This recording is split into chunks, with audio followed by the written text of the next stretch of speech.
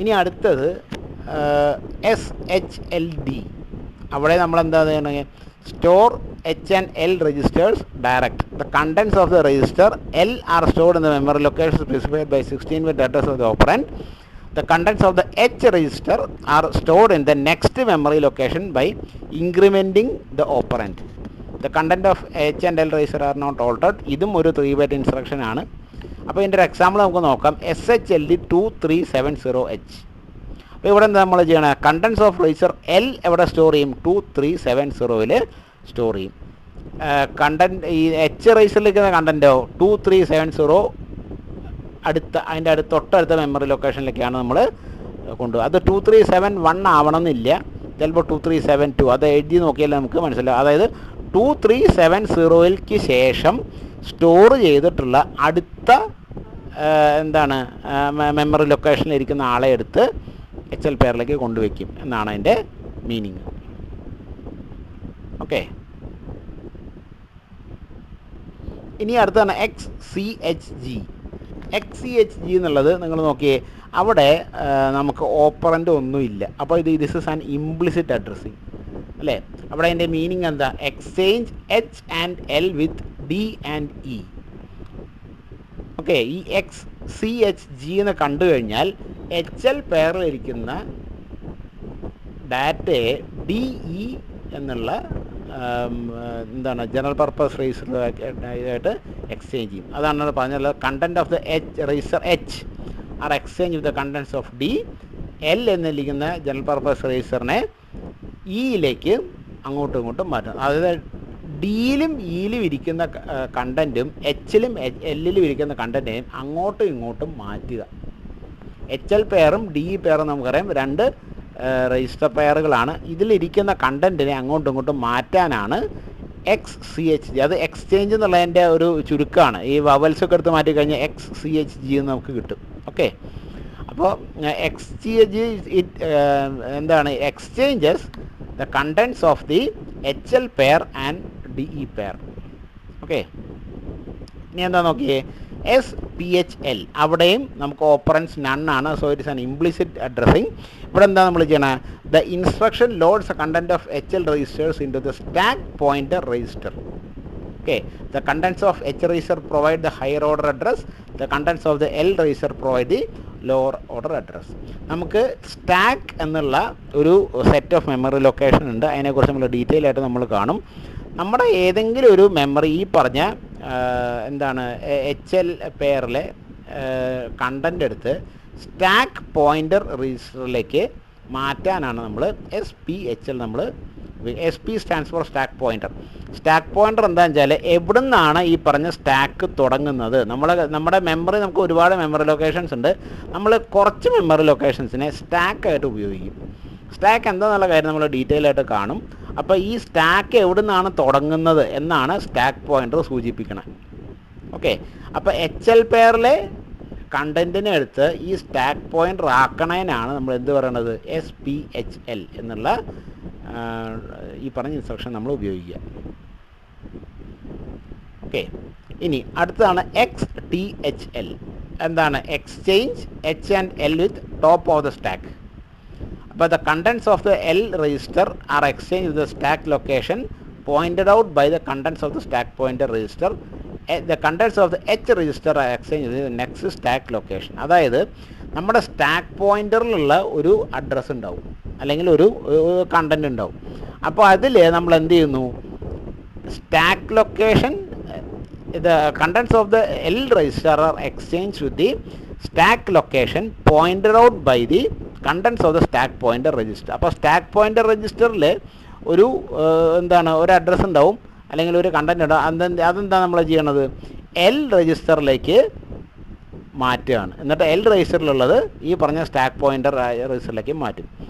H register എങ്ങോട്ടേക്ക് മാറ്റുന്നു, നേരത്തെ നമ്മൾ പറഞ്ഞ സ്റ്റാക്ക് പോയിൻ്റർ രജിസ്റ്റർ ഇല്ലേ, അതിൻ്റെ തൊട്ടടുത്ത മെമ്മറി ലൊക്കേഷനിലേക്ക് മാറ്റുന്നു.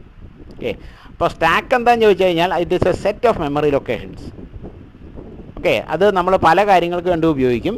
അപ്പോൾ ഈ പറഞ്ഞ സ്റ്റാക്ക് എവിടുന്ന് തുടങ്ങുന്നു എന്ന് നമുക്ക് അറിവ് വേണം. അതിനാണ് നമ്മൾ സ്റ്റാക്ക് പോയിൻ്റർ എന്നുള്ള ഒരു രജിസ്റ്റർ ഉപയോഗിക്കുക. അപ്പോൾ സ്റ്റാക്ക് പോയിൻ്റർ സൂചിപ്പിക്കുന്നത് ഇവിടെ നിന്ന് താഴേക്കെല്ലാം സ്റ്റാക്കാണ് എന്നാണ്. ഓക്കെ, അപ്പോൾ ഈ സ്റ്റാക്ക് പോയിൻ്ററിലെ രജിസ്റ്ററിനെ നമ്മൾ എന്ത് ചെയ്യുന്നു, HL പെയറിലെ ആളുകളെയും വെച്ച് അങ്ങോട്ടും ഇങ്ങോട്ടും എക്സ്ചേഞ്ച് ചെയ്യാണ്. HL പെയറിലെ എന്താണ് കണ്ടൻ്റ് എടുത്ത് സ്റ്റാക്ക് പോയിൻ്ററിലേക്കും സ്റ്റാക്ക് പോയിൻ്ററിലും ഇരിക്കുന്ന കണ്ടൻ്റ് എടുത്ത് HL രജിസ്റ്ററിലേക്കും വെക്കും. അപ്പോൾ ഇവിടെ ശ്രദ്ധിക്കേണ്ട കാര്യം, L രജിസ്റ്ററിലാണ് സ്റ്റാക്ക് ലൊക്കേഷൻ സ്റ്റോർ ചെയ്യുക, തൊട്ടടുത്ത മെമ്മറി ലൊക്കേഷനിലാണ് H എന്നുള്ള രജിസ്റ്ററിൻ്റെ കണ്ടൻസ് സ്റ്റോർ ചെയ്യുക. ഓക്കെ, അടുത്തതും ഇതേപോലെ തന്നെ ഒരു കമാൻഡാണ്, ഇത് സംതിങ് കോൾഡ് ആസ് പുഷ്. അവിടെ നമ്മൾ പറയുന്നത് അതിൻ്റെ ഓപ്പറൻസ് രജിസ്റ്റർ പെയർ ആണ്. അപ്പോൾ നമ്മളിവിടെ എന്താ ചെയ്യണേ, push register pair on to stack. അപ്പോൾ ഇവിടെ എന്താണ്, the contents of the register pair designated in the operand are copied to the stack in the following sequence. The stack pointer register is decremented and the contents of the high order register are copied into that location. The stack pointer register is decremented again and the contents of the lower order register are copied to that location. ഇത് മറ്റൊന്നുമല്ല, നമ്മൾക്ക് നമ്മുടെ കയ്യിലൊരു register pair ഉണ്ട്. Okay, ഈ register pair എന്ന് പറഞ്ഞു കഴിഞ്ഞാൽ എന്തായിരിക്കും സ്റ്റോറി ഉണ്ടാവുക, അതിൽ there be storing some data. Okay, അപ്പോൾ ഇതിലിരിക്കുന്ന ഡാറ്റ എടുത്തിട്ട് നമ്മൾ എന്ത് ചെയ്യുന്നു, സ്റ്റാക്കിലേക്ക് കൊണ്ടുവയ്ക്കുന്നു. നമ്മൾ എങ്ങനെയാണ് സ്റ്റാക്കിലേക്ക് കൊണ്ടുവയ്ക്കുക, ആദ്യം സ്റ്റാക്ക് പോയിൻ്റർ രജിസ്റ്റർ ഡിക്രിമെൻ്റ് ചെയ്യും. ഡിക്രിമെൻ്റ് എന്ന് വെച്ചാൽ 2 അഡ്രസ്സസ് അങ്ങ് താഴേക്ക് ഇറക്കി വയ്ക്കും. താഴേക്ക് ഇറക്കി വെച്ചിട്ട് ഈ രജിസ്റ്റർ പെയറിലെ ഹൈ ഓർഡർ രജിസ്റ്റർ, അതായത് B.C.D.E.H.L അങ്ങനെയാണല്ലോ ഉള്ളത്, പിന്നെ അക്യൂമുലേറ്ററും. അപ്പോൾ ഇതിൽ ഹൈ ഓർഡർ രജിസ്റ്ററിലുള്ളത് എടുത്തിട്ട് ഈ പറഞ്ഞ താഴേക്ക് ഇറക്കി വെച്ച സ്ഥലത്ത് കൊണ്ട് കയറ്റും. എന്നിട്ട് ഈ മൊത്തം സാധനത്തിനെ ഒന്നും കൂടി താഴേക്ക് ഇറക്കും. എന്നിട്ട് ലോവർ ഓർഡർ രജിസ്റ്ററിലുള്ളതിനെ അവിടെ കൊണ്ടുവയ്ക്കും. ഓക്കെ, ഇതിനാണ് നമ്മൾ പുഷ് എന്ന് പറയുക. പുഷ് എന്നുള്ളത് സ്റ്റാക്ക് ഓപ്പറേഷനാണ്. സ്റ്റാക്കിലേക്ക് നീക്കി വെക്കാനുള്ള ഒരു സൂത്രപ്പണിയാണ് ഈ പറഞ്ഞ പുഷ്. നമ്മളെ push A or push B. അപ്പോൾ നമ്മളിവിടെ ഓർക്കേണ്ടത് എ എന്ന് അക്യൂമുലേറ്ററാണ്, ബി എന്നുള്ളത് നമ്മുടെ ജനറൽ പർപ്പസ് രജിസ്റ്ററാണ്. ഓക്കെ, രജിസ്റ്റർ പെയറാണ് നമ്മൾ ഉദ്ദേശിക്കുന്നത്. അപ്പോൾ ബി എന്ന് പറഞ്ഞാൽ B.C ആയിരിക്കും. അപ്പോൾ നമ്മളവിടെ എന്ത് ചെയ്യുന്നു എന്ന് ആലോചിച്ച് നോക്കിയേ, പുഷ് ബി എന്ന് പറഞ്ഞാൽ ബി എന്ന് മാത്രമല്ല ബിയും സി അവിടെ ഇരിപ്പുണ്ട്. ഓക്കെ, അപ്പോൾ നമ്മളവിടെ എന്താ ചെയ്യുക, ഈ സ്റ്റാക്ക് പോയിൻ്റർ രജിസ്റ്ററിനെ ഒരു മെമ്മറി ലൊക്കേഷൻ താഴേക്ക് ഇറക്കി വയ്ക്കും. എന്നിട്ട് നമ്മൾ എന്ത് ചെയ്യും, ബിയിലിരിക്കുന്ന ആളെ എടുത്തിട്ട് ഇപ്പം നമ്മുടെ സ്റ്റാക്ക് പോയിൻ്റർ ഇരുന്ന സ്ഥലത്ത് കൊണ്ടുവയ്ക്കും. അതിനുശേഷം നമ്മൾ എന്ത് ചെയ്യും, ഈ മുഴുവൻ സാധനത്തിനെയും സ്റ്റാക്കിനെയും ബി ഉൾപ്പെട്ട സാധനത്തിനെയും സ്റ്റാക്കിനെയും കൂടി ഒന്നും കൂടി താഴേക്ക് ഇറക്കും. പിന്നെ നമ്മൾ എന്താ ചെയ്യുക, സിയിലിരിക്കുന്ന ആളെ എടുത്തിട്ട് നേരത്തെ സ്റ്റാക്ക് പോയിൻ്റർ ഇരിക്കുന്ന അല്ലെങ്കിൽ നമ്മുടെ ബി ഇരിക്കുന്ന സ്ഥലത്ത് കൊണ്ടുവന്ന് വെക്കും. അപ്പോൾ അവസാനം ആയപ്പോൾ എന്തായി നോക്കിയേ, സ്റ്റാക്കും ബിയും സിയും ഒരുമിച്ചുള്ള ഒരു ഒരു സെറ്റ് ഓഫ് മെമ്മറി ലൊക്കേഷൻസ് നമുക്ക് കിട്ടും. അതിനാണ് നമ്മൾ പുഷ് എന്ന് പറയാം. ഇതേപോലെ തന്നെയാണ് pop off stack to register pair. ഇവിടെ എന്താ ചെയ്യുന്നത്, contents of the memory location pointed out by the stack pointer are copied to the lower order register of the operand.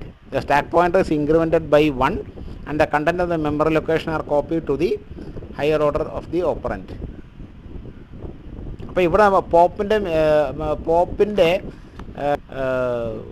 ജോലി എന്താണെന്ന് നോക്കി, the contents of the memory location pointed out by the stack pointer. Stack pointer എന്താ സൂചിപ്പിക്കണത്, stack pointer stores addresses. എന്ത് അഡ്രസ്സാണ്, memory location. അപ്പോൾ memory location, the contents of the memory location pointed out by the stack pointer are copy to the lower order register. Okay, lower order രജിസ്റ്ററിലേക്ക് എന്ത് ചെയ്യുന്നു, നമ്മുടെ stack pointer സൂക്ഷിച്ചിരിക്കുന്ന content നീക്കി വയ്ക്കുന്നു. ഇനി എന്താ ചെയ്യുന്നത്, stack pointer is incremented by 1 and the content of the memory location are copied to the higher order register of the operand. The stack pointer register is again incremented by. ഇത് stack പഠിക്കുമ്പോൾ നിങ്ങൾക്ക് ഈ പുഷിൻ്റെയും പോപ്പിൻ്റെയും operation clear ആയിട്ട് മനസ്സിലാവും. ഇപ്പോൾ തൽക്കാലം ഇത്ര മനസ്സിലാക്കി വെക്കുക. നമ്മൾ എന്ത് ചെയ്യുന്നു, സ്റ്റാക്ക് പോയിന്ററിൽ ഇരിക്കുന്ന ആളെ എടുത്തിട്ട് നമ്മൾ ആദ്യം എന്തായിരുന്നു ചെയ്തത്, സ്റ്റാക്ക് പോയിന്ററിലേക്ക് വെക്കുകയായിരുന്നു ചെയ്തത്. ഇപ്പം നമ്മൾ എന്താ ചെയ്യണേ, സ്റ്റാക്ക് പോയിന്ററിൽ നിന്ന് എടുത്തിട്ട് അല്ലെങ്കിൽ സ്റ്റാക്കിൽ നിന്ന് എടുത്ത്, സ്റ്റാക്ക് പോയിന്ററിൽ നിന്നല്ല സ്റ്റാക്കിൽ നിന്നും എടുത്തിട്ട് ഒരു രജിസ്റ്റർ പെയറിലേക്ക് വെക്കുകയാണ്. ഫോർ എക്സാമ്പിൾ പോപ്പ് H എന്ന് പറഞ്ഞു കഴിഞ്ഞാൽ HL പെയർ രജിസ്റ്ററിലേക്ക് സ്റ്റാക്കിലിരിക്കുന്ന 2 പേരെ എടുത്ത് നീക്കുക എന്നാണ് അർത്ഥം. ഓക്കെ. അപ്പോൾ സ്റ്റാക്ക് പോയിൻ്റർ സ്റ്റാക്ക് എവിടെ നിന്നാണ് തുടങ്ങുക? സ്റ്റാക്ക് പോയിൻ്ററിൽ നിന്നാണ് തുടങ്ങുക. അപ്പോൾ സ്റ്റാക്ക് പോയിൻ്ററിലെ ആളെ എടുത്തിട്ട് എന്ത് ചെയ്യുന്നു? ഒരു ലോവർ ഓർഡർ രജിസ്റ്റർ, അപ്പോൾ HL ആണെങ്കിൽ Lലേക്ക് മാറ്റുന്നു. എന്നിട്ട് എന്ത് ചെയ്യും? ഈ സ്റ്റാക്ക് പോയിൻ്റർ ഒന്ന് മുകളിലേക്ക് കയറിയിരിക്കും. കാരണം ഒരാൾ സ്റ്റാക്കിൽ നിന്ന് പോയില്ലോ. അപ്പോൾ തൊട്ടടുത്ത ആളായിരിക്കും പിന്നെ സ്റ്റാക്ക് പോയിൻ്ററായിട്ട് ഇരിക്കുന്നുണ്ടാവുക. അപ്പോൾ അതിനെടുത്ത് ആ രണ്ടാമതിരിക്കുന്ന സ്റ്റാക്ക് പോയിൻ്ററിനെ എടുത്തിട്ട് എവിടെ കൊണ്ടുവയ്ക്കുന്നു? Hലേക്ക് കൊണ്ടുവയ്ക്കുന്നു. ഓക്കെ, അതാണ് ഇവിടെ പറയണത്. എന്നിട്ട് ഇത്രയും ചെയ്തിട്ട് ഈ പറഞ്ഞ സ്റ്റാക്ക് പോയിൻ്ററിനെ +1 എന്നുള്ളതിലേക്ക് നീക്കി വയ്ക്കുന്നു. അതാണ് നമ്മുടെ പോപ്പ് ഓപ്പറേഷൻ. അപ്പോൾ ഇത്രയും ഓർത്താൽ മതി. പുഷ് എന്ന് പറഞ്ഞു കഴിഞ്ഞാൽ നമ്മൾ എന്ത് ചെയ്യുന്നു? സ്റ്റാക്കിലേക്ക് തള്ളി കയറ്റുന്നു. പോപ്പ് എന്ന് പറഞ്ഞാൽ നമ്മൾ എന്ത് ചെയ്യുന്നു? സ്റ്റാക്കിൽ നിന്നും വേറെ എവിടേക്കെങ്കിലും ഉന്തി മാറ്റുന്നു. ഓക്കെ.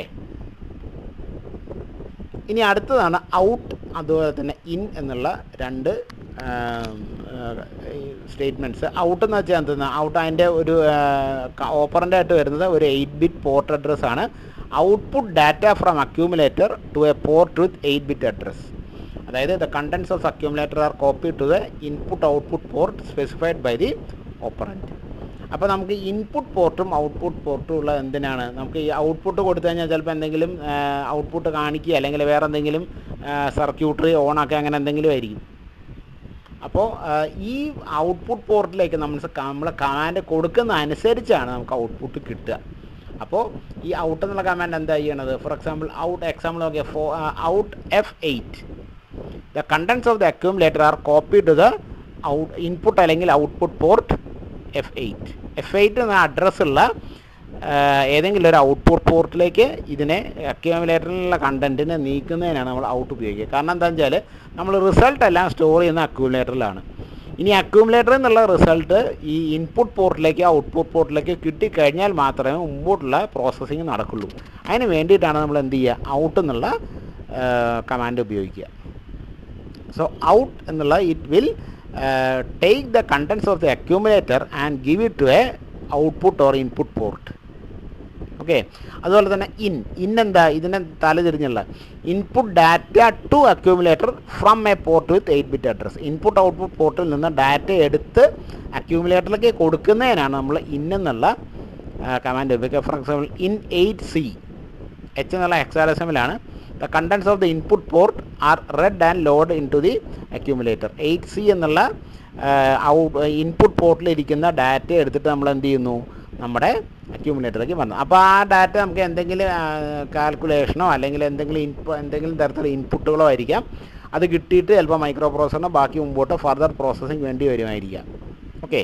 അപ്പോൾ ഇതാണ് നമ്മുടെ ഇൻ എന്നുള്ള കമാൻഡ്. ഓക്കെ. അപ്പോൾ ഇത്രയാണ് നമ്മുടെ